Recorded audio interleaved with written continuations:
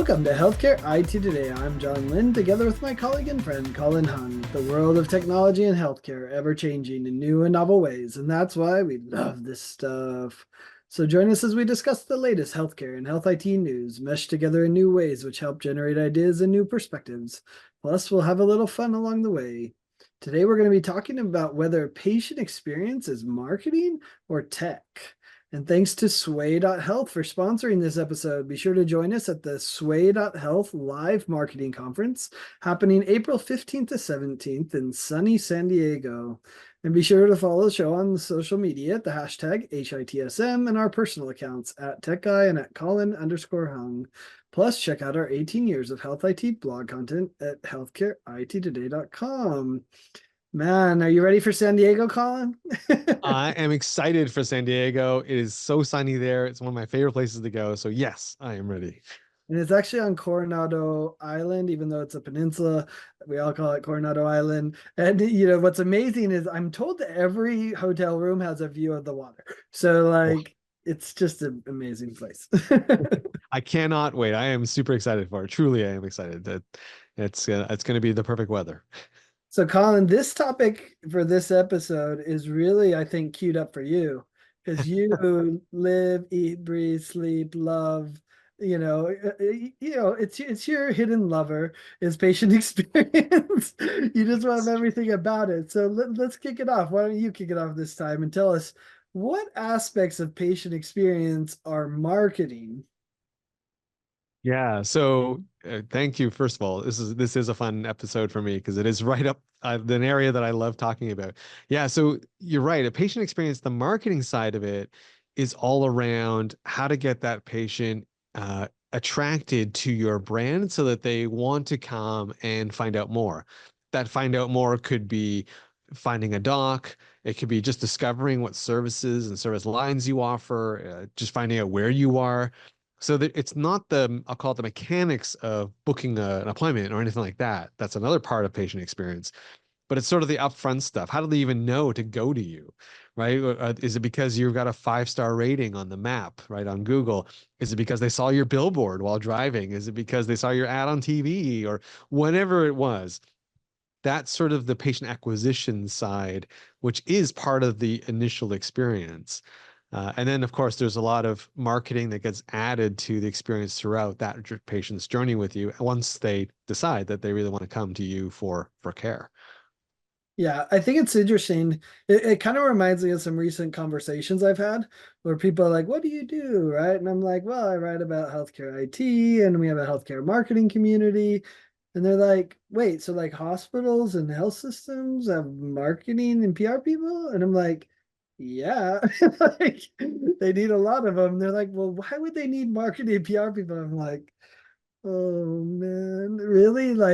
But it's so fascinating that a lot of people just assume, like, well, we all get sick, so you don't need to do marketing and PR because you're going to get sick and go to the doctor anyway. Little do they know that things like your reputation, as you kind of alluded to, your reputation in the community impacts the patient experience. And in fact, if your reputation doesn't match what they experience in the hospital, that becomes a really big problem for you. First of all, they don't want to go there if they think you're a terrible organization, and no doctor wants to see a patient who has the patient has the preconceived notion that you're a terrible health system and I'm going to get terrible care because now the doctor has an uphill battle to be able to fight against it. And so, those are two elements that I was thinking about. It's like that really feels like marketing to me and the importance of it. No, it is very true, right? Like, there are a lot of things on patient experience that you wouldn't think of that they would have to do. Most people would agree there is no such thing as demand generation in healthcare because that you don't have to worry about. People will get sick. People do have issues. They do have to come and see a doctor or they have to come and get emergency care. That's not the challenge. The challenge is how do you get them to choose you? Right?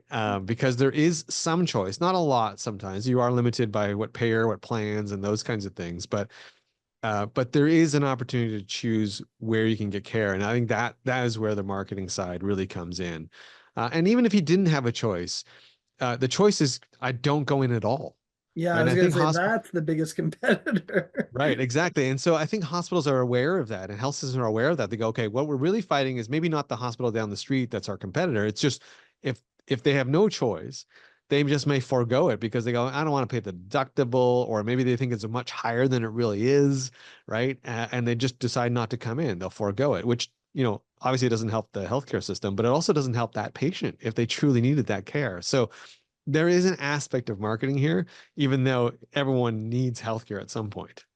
Yeah. The other place marketing gets in is, around demand gen, is driving specific service lines that are profitable to the hospital that subsidize many of the other pieces of care that are given at the hospital. So there's something to say about that as well. The other challenge is you look at some of them, you kind of alluded to some of these other technologies, whether it's driving people to come to your office for a follow-up visit, or whether it's trying to have them come and do their return visit, or even just their initial visit or their wellness visits. There's this whole marketing piece to it that you're like, okay, well, you can create an amazing patient experience by just showing I actually care about you as a patient. Now, it sadly doesn't happen nearly enough, but that's a big part of marketing, and should be, is reaching out to them to say, hey, I care about your health and your wellness, and I want to improve it. Yeah, like that is where the marketing element comes in, right? Like sending a message to a patient is mechanical. That can be done with technology. What that message says, how it says it, the language you use, the Mm. level of personalization, that is all marketing, right? Do you greet them by their first name, right? Do you include a little nice welcome message? How do you word something? So those are things that definitely come into play. And as you mentioned, John, personalization is so key these days because if you do that, then it makes you appear, and I'm sure they do care, but it represents the kind of care that they may be getting, right? So highly personalized communication is sort of one of the big buzzwords in patient experience right now. But here's a good example, Colin. What about the call center? Is that marketing? Is that tech? Is it operations? I mean, we can throw in operations too, right? It is the confluence of all of it, right? Like, it is absolutely a combination of marketing plus tech plus operations, right? And let's throw in this other word. AI is really changing this area, and rightfully so, because honestly, a lot of organizations are finding it tough to staff call centers right now. Um, and so when you're able to use AI and maybe bring in technologies like chatbots, now customers and patients can get the answers more quickly. They can get answers more relevant, and more applicable to the answers they previously given. And then you let your agents, live agents, handle the real tough ones. And so the chatbot will route them to the appropriate agent who can then just deal with that problem, and they're not waiting on hold for 20 minutes to answer something very simple, right? Like, you know, so there is a lot of technology and a lot of process and a lot of humanity that gets put into a call center. I mean, think about the three modalities that are probably most common for getting answers: the website, Right. visiting the website, just getting the answer yourself, kind of self-service. You're your own chatbot. You have the chatbot giving you answers, and you have the call center. I mean, those are the three modalities. And you look at those and you're like, which of those are marketing? Like the website is for sure marketing. I don't know any tech people that want to do anything other than say, here's the web server, right? Maybe an integration with MyChart, or some portal, patient portal or something. They don't want to touch it, right?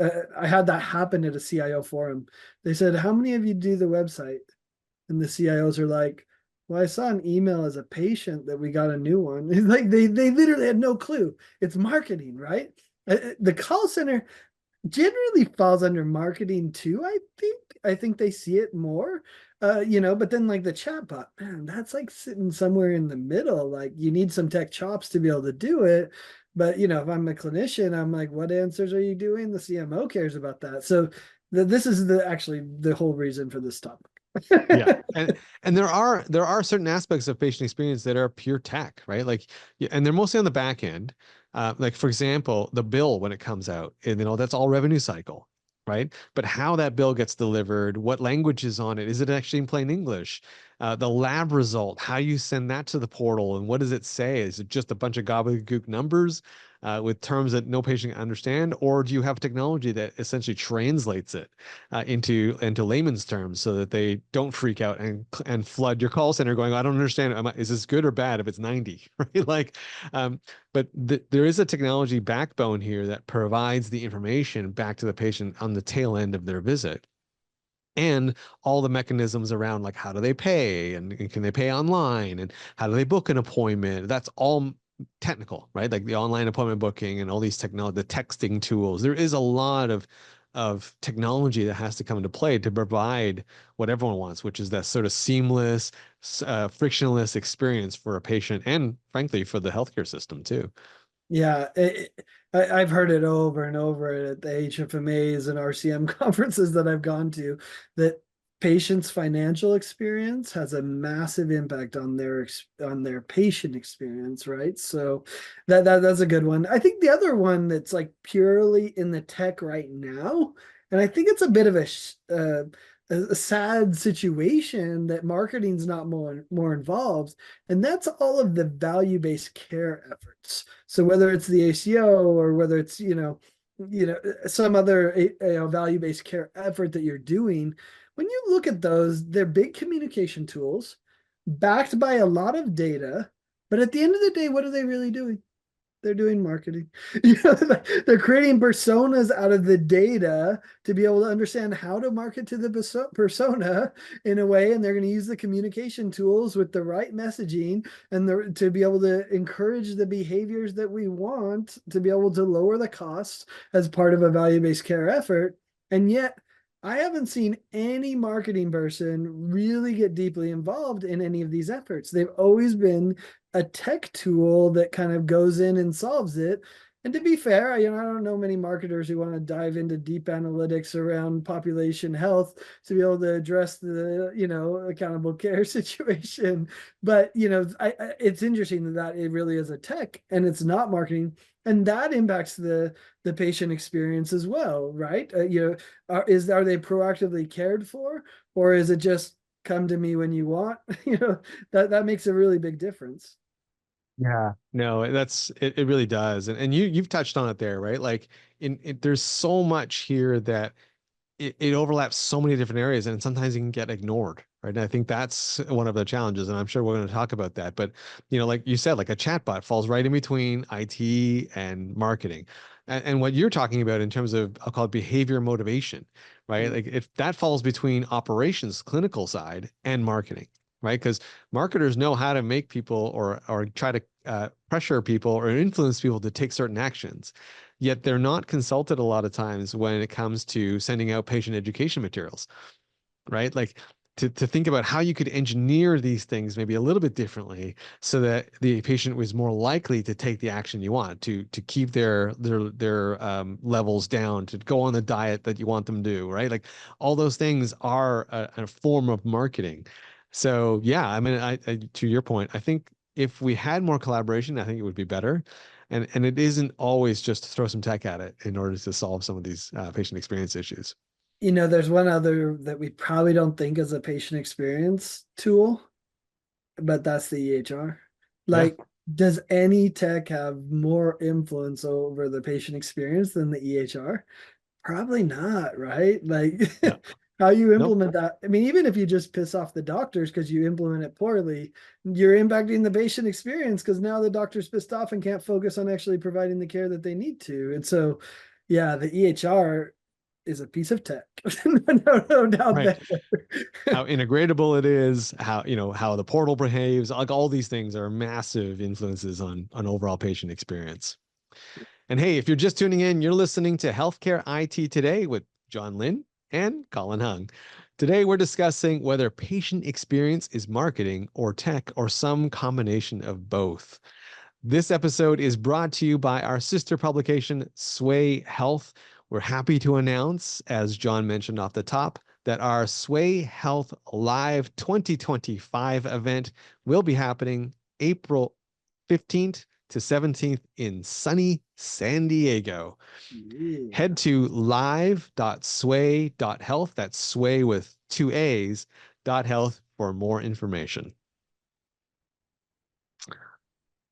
So Let me ask you a question about this, John. Does patient experience suffer because you do have to bridge this gap between marketing and tech? You know, the answer is an obvious one, right? Of course it does. And of course, but so how does that appear? Okay, online self-scheduling. Patients love it. They're demanding it. If you're the marketing person doing surveys of your patients to understand how they're doing, I'm confident, and I've seen some different people talk about how much demand there is. Like, why can't I schedule it myself? Right. But so you look at that and you're like, okay, but can marketing do it on its own? 100% not. In fact, not only do they need the tech involved with it to check the security of the application, to check the, you know, to implement it in the way, to integrate it with the EHR, or, you know, assuming you're using a third party tool, there's not that many EHRs that offer online self-scheduling, and they're often not configurable enough for it. So they, you know, most of them seem to use an external one, you know, and then they also need the clinical, right, which adds to it as well. So that gap between them you see all the time, where it's marketing may love that. In fact, they may love it because then they can drive more traffic to it to drive more appointments, which is what marketing is good at doing. But, you know, rather than to a call center that drives appointments with a specific phone number that manages what marketing, if marketing is effective or not. Like that's what we were doing and still are doing in some places, right? But it's much easier to just do the self-service. So I think that's like a simple example where it's like, if you haven't mined that gap, then it's going to be tough to cross. Yeah, there's no doubt to your point, John, that there is a challenge and patient experience suffers because there is a gap. But I would say it's not just with the IT department and marketing. I just think there's a gap between marketing and clinical. There's between operations and marketing, between finance and marketing. Marketing has always been a little bit separate from everyone else because there is this sort of was this notion that, oh, just the people who attract, they're just people attracting at the front end, Mm. right? All this back end stuff really isn't them. And honestly, they probably weren't staffed to even take on some of these projects. So, you know, I think it just naturally grew up to be a little bit of a silo. And it's only been since the last decade, I think, where people are realizing, oh, actually, we probably can use marketing help here. And now marketing is finally getting a seat at the table, so to speak, to bring some of these things forward. So I think the gaps are there not because anyone meant them to be there. And now it is suffering because we're realizing now we have to go build up these bridges to over these gaps. But I think it is happening. I think the challenge, though, to me, is actually one more of budgeting and Mm. personnel. I think you know, IT folks, I mean, they have so many priorities and so many are competing that when marketing comes to them, sometimes it just seems fluffy, right? Like they just like, what do you mean you need online appointment? You need a better online appointment book? We've got one. Like it works, right? Like you just go here, you log in 6 times, and then you can go book an appointment with this one department. Not and what IT doesn't understand is that yes, that does work for that one department who has that one method, but there's this other department that that patient also has to see where you have a completely different way to book an appointment, right?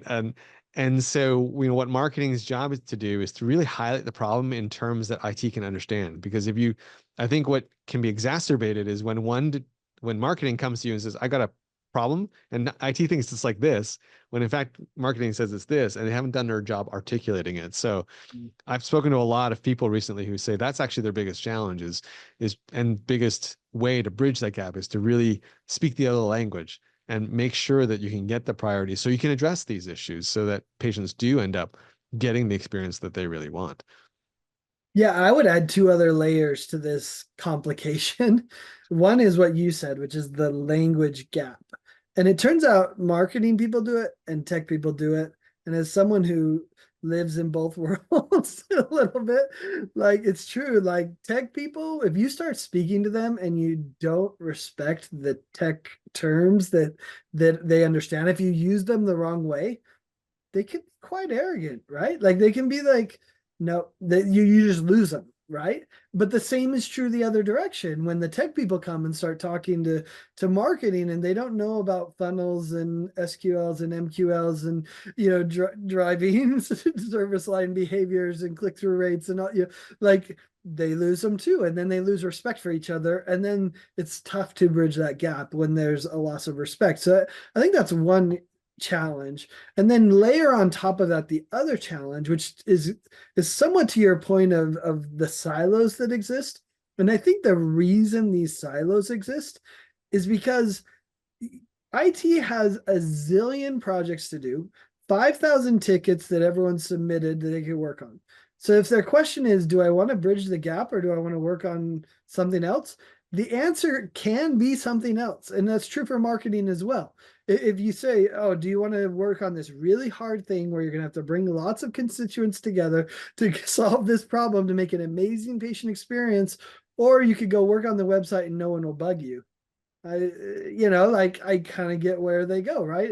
Path of least resistance, water flows where it goes, right? And so do humans in a lot of ways. No, and that is a lot of talk I hear at all the conferences I go to around patient experience, right? It is sort of speaking this language so that you can get your projects, which are critical from a patient experience standpoint, but maybe not articulated the right way, right? Like all you have to do is talk to a CFO and go, man, if I can reduce no-shows by 50%, we're talking way more dollars in the door, right? That's big. And all of a sudden a CFO will light up and go, oh, okay, now I'm behind that project, right? Like all of a sudden they care about no-shows. Whereas before they're like, what do you mean I have to buy another system that reminds someone of their appointment? Or you want to buy a system that allows you to personalize it or hyper-personalize it. You word it like that and it'll sound like a fluffy project. You word it the other way and people go, oh, 50% reduction in no-shows. I like that, right? And then same thing when you go to the IT department, you say, listen, we want to implement, a system that consolidates all of patient messaging into one platform. They're like, well, why? That just sounds like a make work project. I've already got, but then you explain to them, no, wait, today we have 16 and you're paying 15 times the maintenance that you don't have to. So we need one vendor to do all of this. We don't need 15 and they're all buried, right? And you probably don't know that they're all there. And so you determine like that and the IT goes, oh yeah, vendor consolidation. I like that. Single platform. I like that even better.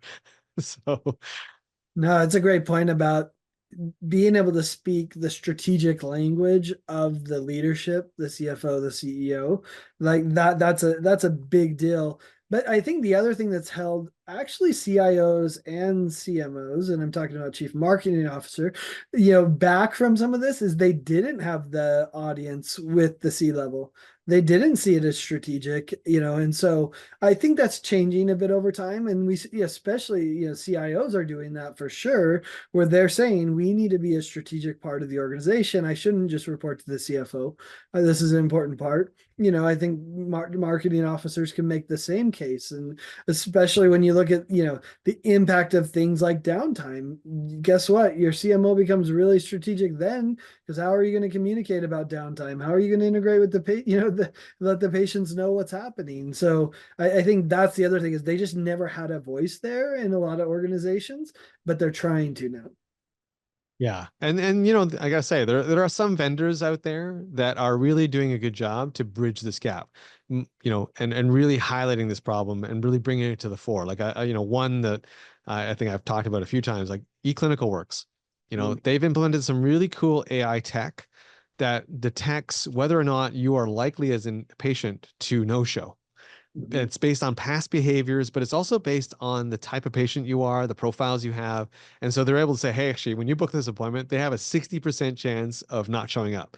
And so this person needs more intervention. So you need actually a few more messages and a few other ones versus this person, they're 98% likely to show up for this type of appointment. So you probably actually don't have to bother them. Right. So you need just to send one a reminder rather than 16 to the other person. So you look at that and go, well, why did ECW implement that? It's because ECW recognized and said, we can start to show that if we can reduce no-shows by 50% using our system, that helps justify our system, right? That's going to make the CFO happy. That's going to make the patients happy. And so I think they're doing a good job to bridge that gap. I think Qualtrics is doing similar things, right? They're using the power of data and the power of behavior analytics to really drive some of these patient experiences that they're able to now offer. So those are just two companies off the top of my head that I think are helping healthcare organizations really, bridge these gaps.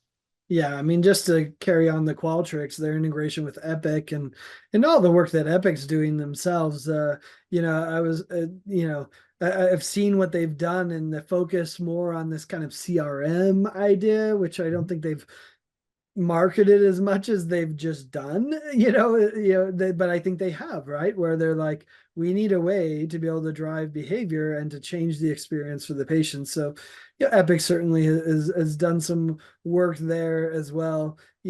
I've been fascinated watching, a company I worked with in Vegas, CareCognitics, really bringing rewards from Vegas to the clinics and creating that beautiful patient experience, which is it's so fascinating because it's not as hard as it looks once you implement it, right? Where you say, okay, let's focus on what should the patient experience be rather than what tools do we have. I think that's an interesting piece of it, right? Where you say, okay, that matters.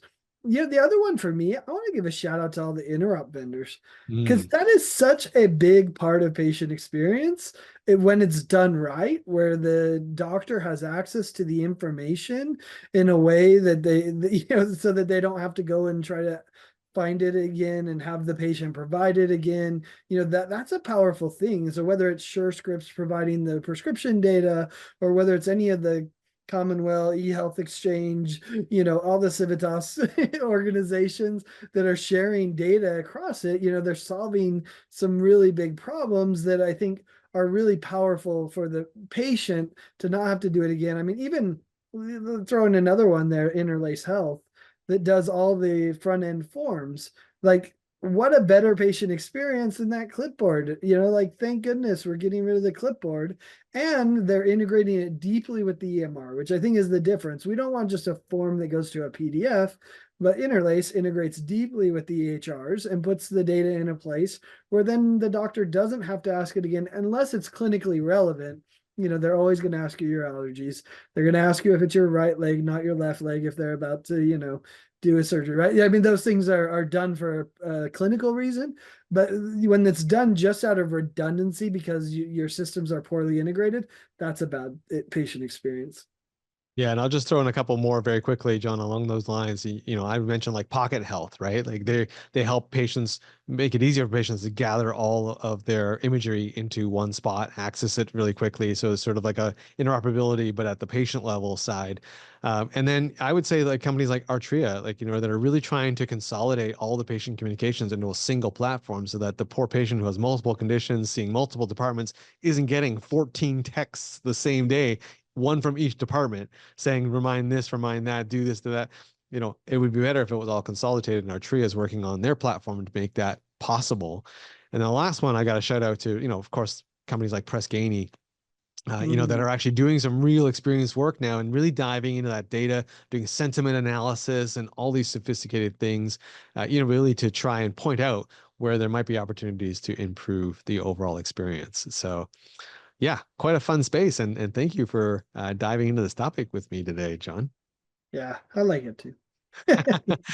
And thanks to all of you who tuned into this episode of Healthcare IT Today. You can find out more details about our show by checking out the programs page on healthcarenowradio.com.